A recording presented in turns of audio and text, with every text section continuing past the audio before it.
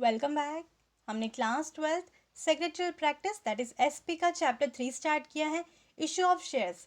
पिछले वीडियो में हमने इस चैप्टर का अलॉटमेंट ऑफ शेयर्स का general principle and procedure for allotment of shares का पूरा टॉपिक डिटेल में स्टडी कर लिया है। सो हमारा अलॉटमेंट ऑफ शेयर्स का पूरा टॉपिक कंप्लीट हो चुका है पिछले वीडियो में।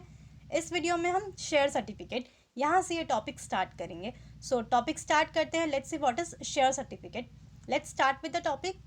It is a registered document issued by a company which is an evidence of ownership of specified number of shares of a company. So share certificate क्या है? ये कंपनी का एक रजिस्टर्ड डॉक्यूमेंट है जो कि कंपनी इशू करती है। किसको कंपनी शेयर सर्टिफिकेट इशू करती है? जिन्हें कंपनी शेयर्स अलॉट करती है, शेयर्स देती है, उन्हें कंपनी शेयर सर्टिफिकेट इशू करती है। ये क्या है? It's an evidence, that is ये एक प्रूफ है कि पर्टिकुलर इंडिविजुअल के पास कंपनी के इतने नंबर ऑफ शेयर्स है एंड वो कंपनी के शेयर्स का ओनर है। Alright, share certificate is a prima facie evidence of title to shares. That is share certificate क्या है? ये एक प्राइमा फेशिया एविडेंस है, ये एक प्रूफ है जिससे देखते ही पता चलता है कि पर्टिकुलर इंडिविजुअल के पास कंपनी के शेयर्स है यानी वो कंपनी के शेयर्स का ओनर है। Alright, next is if any disputes about membership arises, the share certificate will be held as evidence and not the entries in the register of member. So if in future अगर कुछ dispute arise होता है, that is कुछ झगड़ा या कुछ problem arise होता है फ्यूचर में कि पर्टिकुलर इंडिविजुअल कंपनी का मेंबर है कि नहीं, तो ये कैसे पता चलेगा? जिस भी पर्टिकुलर इंडिविजुअल के पास शेयर सर्टिफिकेट होगा वो कंपनी का मेंबर होगा। ऑलराइट, बिकॉज उसके पास कंपनी के शेयर है तो ऑब्वियसली कंपनी उसको शेयर सर्टिफिकेट इशू करके देगी, तो ऑब्वियसली वो कंपनी का मेंबर है। सो जिसके पास शेयर सर्टिफिकेट होगा वो कंपनी का मेंबर होगा and not the entries in the register of members. That is कि जो भी रजिस्टर ऑफ मेंबर्स के अंदर इंडिविजुअल का नाम हो भी सकता है एंड नहीं भी हो सकता है। कुछ केसेस कभी कभी अराइज होते हैं कि कंपनी के रजिस्टर ऑफ मेंबर्स में इंडिविजुअल का नाम नहीं भी आता है। सो रजिस्टर ऑफ मेंबर के अंदर एंट्री हो चाहे ना हो ये कोई प्रूफ नहीं होगा, बट अगर पर्टिकुलर इंडिविजुअल के पास शेयर सर्टिफिकेट है मतलब कि वो कंपनी का मेंबर है। Alright, share certificate has to be issued under the common seal of a company if any and signed by two directors duly authorized by the board of directors and the company secretary or any other authorized person. So share certificate जो है वो company की common seal के अंदर ही issue किया जाता है। That is share certificate के ऊपर कंपनी का common seal that is company का स्टैंप लगा होता है, प्लस उसके ऊपर दो डायरेक्टर्स का सिग्नेचर होता है। कौन से दो डायरेक्टर्स?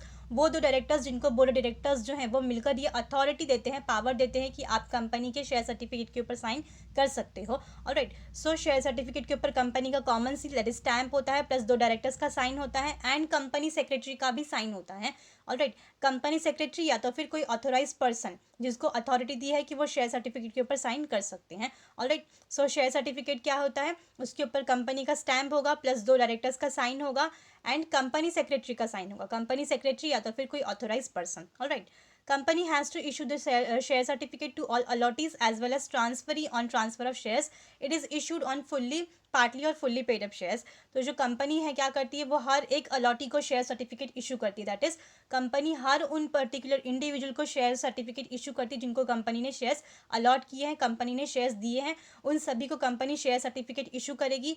या तो फिर जो ट्रांसफर ही होता है, इन case of transfer of shares, जब कोई पर्टिकुलर इंडिविजुअल अपने शेयर्स किसी और पर्सन को ट्रांसफर करता है तो उस दूसरे पर्सन का नाम भी क्या होगा? कंपनी के मेंबर के अंदर इंक्लूड होगा, उसके पास कंपनी के शेयर्स चले जाएंगे एंड कंपनी उसे भी क्या करेगी? शेयर सर्टिफिकेट इशू करेगी। ऑलराइट, और जो शेयर्स फुल्ली हो या पार्टली पेड अप हो, दोनों केस में कंपनी शेयर सर्टिफिकेट इशू करेगी। That is for example company का जो शेयर है, अगर किसी पर्टिकुलर इंडिविजुअल ने हाफ प्राइस पे किया है शेयर का तो उसे भी शेयर सर्टिफिकेट मिलेगा, और जिसने फुल प्राइस पे किया है शेयर्स का उसे भी शेयर सर्टिफिकेट दिया जाएगा। दोनों केसेस में शेयर सर्टिफिकेट जो है वो इशू किया जाता है।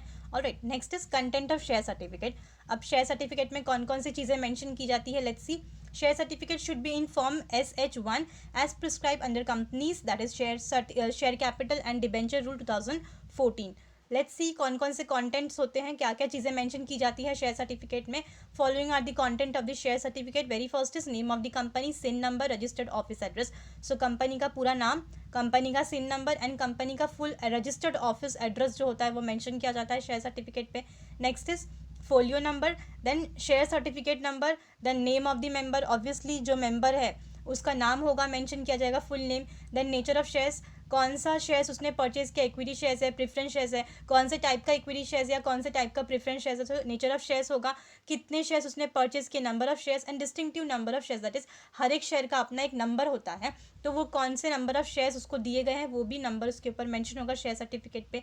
Then amount paid on share, particular individual ने कितना अमाउंट पे किया है शेयर्स का वो भी मेंशन किया जाएगा शेयर सर्टिफिकेट पे।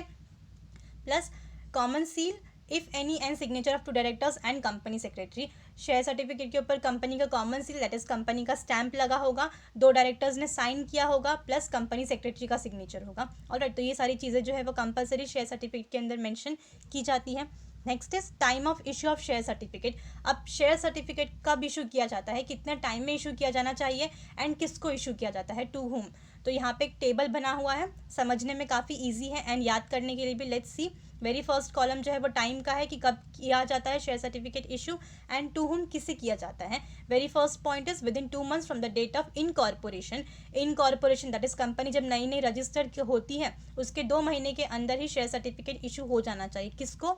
To subscriber of the memorandum of association, that is जो मेमोरेंडम ऑफ एसोसिएशन ये जो डॉक्यूमेंट है उसमें भी बहुत सारे लोग जो है वो सब्सक्राइब करते हैं, तो वो जो सब्सक्राइबर्स होते हैं मेमोरेंडम ऑफ एसोसिएशन के, उन्हें कंपनी जब रजिस्टर होती है न्यू उसके 2 महीने के अंदर ही शेयर सर्टिफिकेट इशू हो जाना चाहिए। Alright, next is within 2 months from the date of allotment, जब शेयर्स अलॉट होते हैं उसके 2 महीने के अंदर ही अलॉटीज को शेयर सर्टिफिकेट इशू हो जाना चाहिए, that is to allottees in case of allotment of shares, that is जब कंपनी शेयर अलॉट करती है, इशू करती है, उसके 2 महीने के अंदर ही जिनको कंपनी ने शेयर्स दे दिए हैं उन्हें कंपनी जो है वो 2 महीने के अंदर उनको शेयर सर्टिफिकेट इशू हो जाना चाहिए।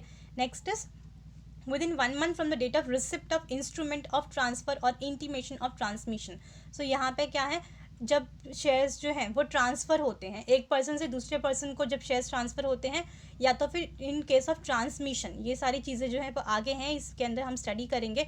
इसमें 1 महीने के अंदर ही शेयर सर्टिफिकेट जो है वो इशू हो जाना चाहिए to the transfer in case of transfer of shares, that is जब शेयर्स ट्रांसफ़र होते हैं from 1 person to another person, तो उस केस में ट्रांसफर ही को मिलता है share certificate. Alright, and to the legal representative in case of transmission of shares, और जब शेयर ट्रांसमिशन होते हैं दैट इज ये बाय लॉ होता है, लीगल तरीके से शेयर्स अपने आप क्या हो जाते हैं, लीगल रिप्रेजेंटेटिव को, दैट इज लीगल जो वारिस होता है उनको शेयर्स जो हैं वो ट्रांसफ़र हो जाते हैं। ऑलराइट, तो उस केस में 1 महीने के अंदर शेयर सर्टिफिकेट जो है वो इशू हो जाना चाहिए। Alright, next is for listed companies share certificate should be issued within 15 days from the date of receipt of transfer certificate। so अगर जो कंपनी लिस्टेड कंपनी है, रजिस्टर्ड कंपनी है, तो उस केस में 15 दिन के अंदर शेयर सर्टिफिकेट इशू हो जाना चाहिए from the date of transfer request. Alright, जब ट्रांसफ़र रिक्वेस्ट होता है कि मुझे शेयर्स किसी और को ट्रांसफ़र करने, तो जो ट्रांसफ़र रिक्वेस्ट है उसके रिसिप्ट के 15 दिन के अंदर ही शेयर सर्टिफिकेट इशू हो जाना चाहिए इन case of registered company, listed company. Alright, next जो टॉपिक है वो है डुप्लीकेट शेयर सर्टिफिकेट। अब कंपनी कौन से केस में डुप्लीकेट शेयर सर्टिफिकेट इशू करती है, लेट्स सी।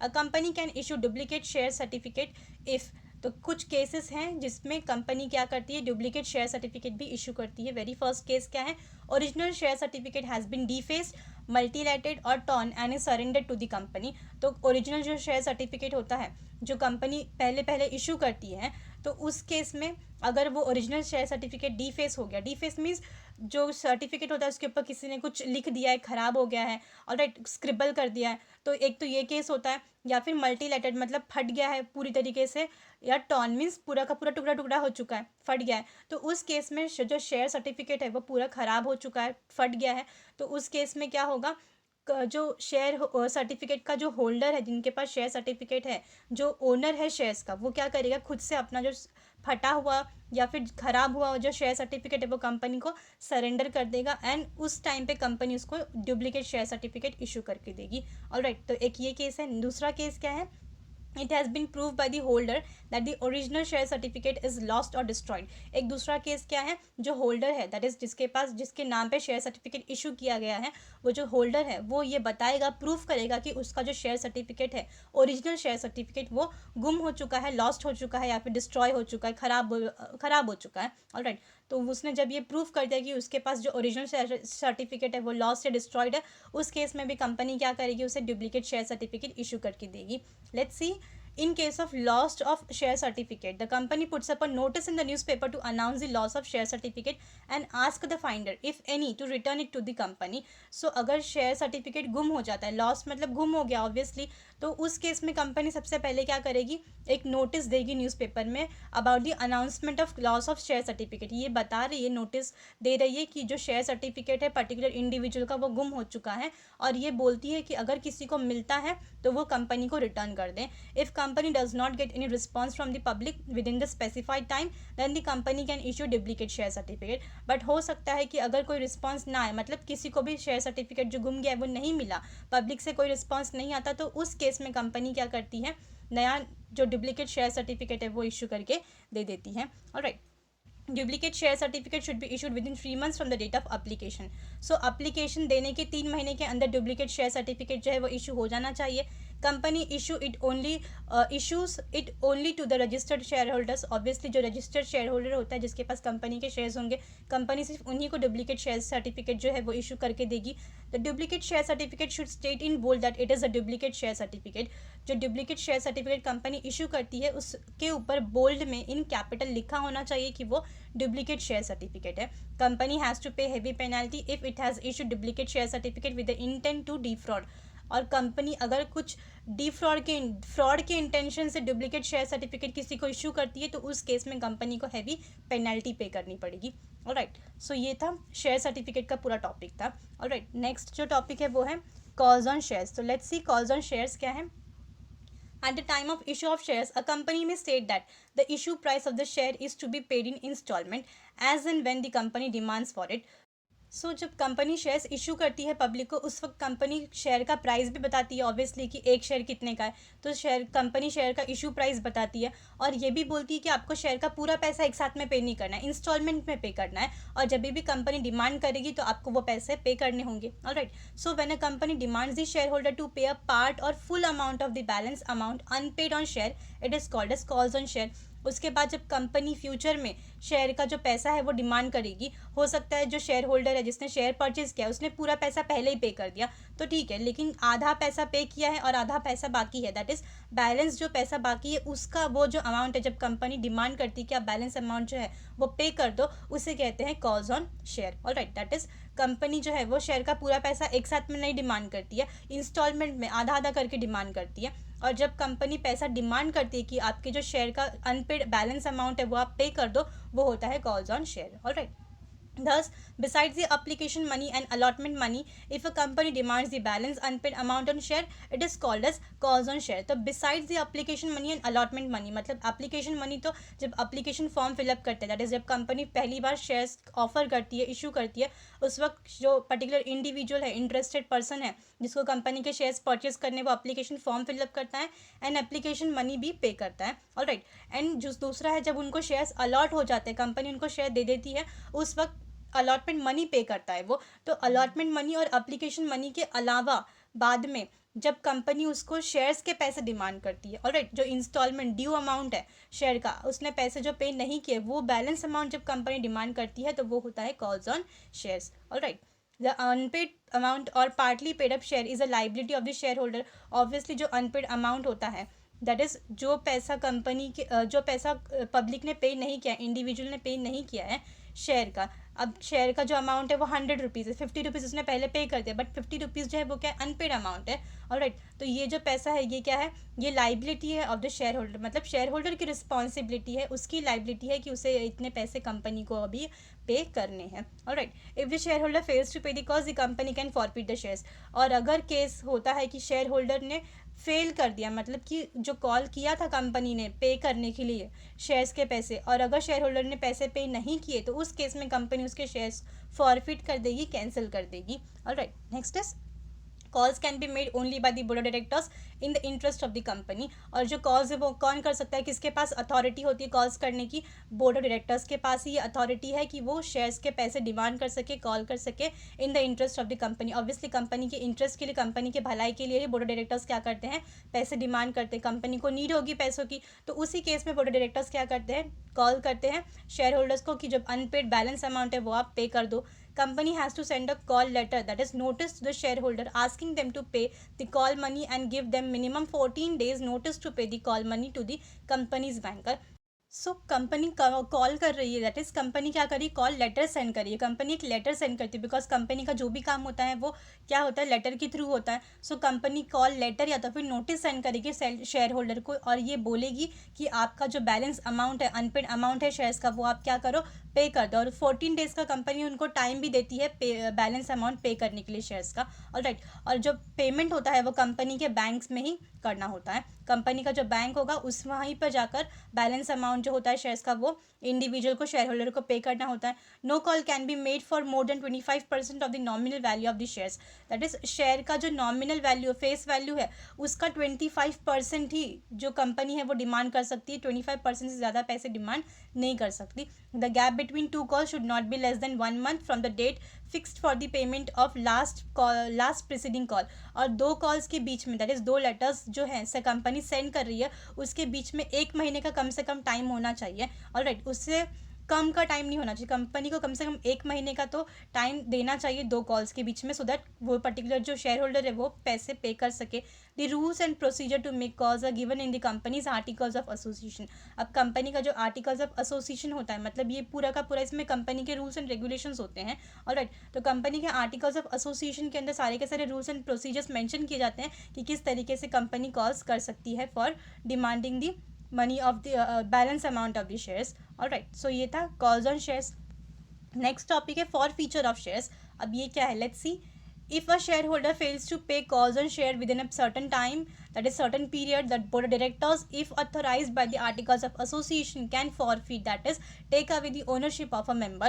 So अगर कंपनी ने कॉल किया है, डिमांड किया है कि बैलेंस अमाउंट जो है आप पे कर दो, लेकिन अगर शेयर होल्डर फेल होता है कि उसने बैलेंस अमाउंट जो है वो जितना टाइम दिया है कंपनी ने, 14 days का टाइम दिया था, उस 14 days में भी शेयर होल्डर ने अगर बैलेंस अमाउंट पे नहीं किया है शेयर का, तो बोर्ड ऑफ डायरेक्टर के पास ये पूरी अथॉरिटी होती है।